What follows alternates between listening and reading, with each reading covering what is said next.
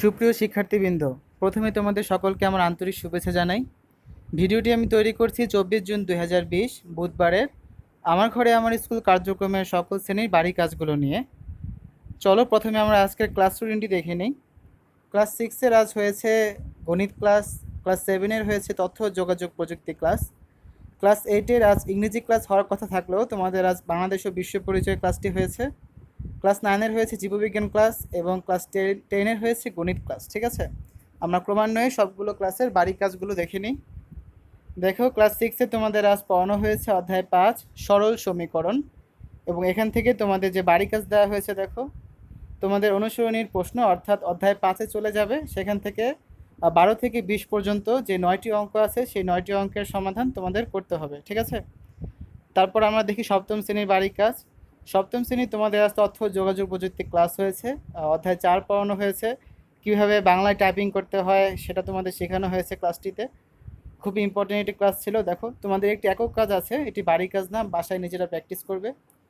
4টি যুক্তবর্ণ আছে এখানে, এগুলো লেখার জন্য কোন কোন বর্ণ চাপতে হবে, ঠিক আছে, তোমার যে কম্পিউটারে কিবোর্ড আছে সেখানে।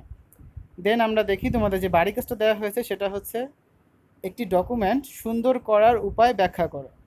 একটা ডকুমেন্ট অনেকভাবে করা যায়, তো কীভাবে তোমরা সেটা সুন্দর করে প্রেজেন্ট করবে, তো সেটার ব্যাখ্যাটা তোমাদের লিখতে হবে।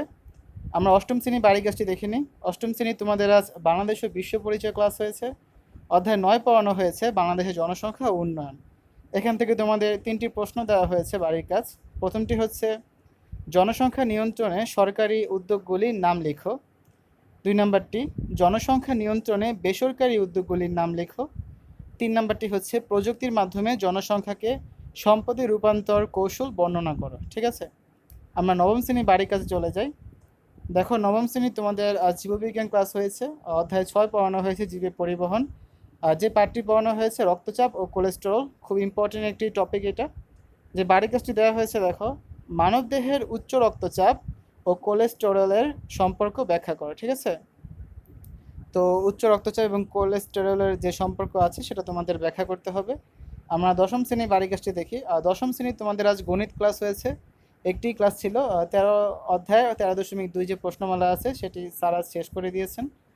তোমাদের যে বাড়ি কাজটি দেওয়া হয়েছে দেখো, তোমাদের 13.2 চ্যাপ্টারে যতগুলো সমস্যা আছে সবগুলো সমস্যার সমাধান তোমাদের করতে হবে, নোট খাতার করতে হবে, এবং যখন তোমাদের বিদ্যালয় খুলবে তোমাদের সংশ্লিষ্ট বিষয় শিক্ষককে সেগুলো দেখাতে হবে। ঠিক আছে, তো এই ছিল আমার কাছে আজকের আমার ঘরে আমার স্কুল কার্যক্রমের বুধবারের 6ষ্ঠ থেকে 10ম শ্রেণীর সবগুলো ক্লাসের বাড়ি কাজগুলো। আশা করি তোমরা কিছুটা হলেও উপকৃত হবে। ধন্যবাদ সবাইকে। সবাই সুস্থ থেকো, ভালো থেকো, আল্লাহ হাফেজ।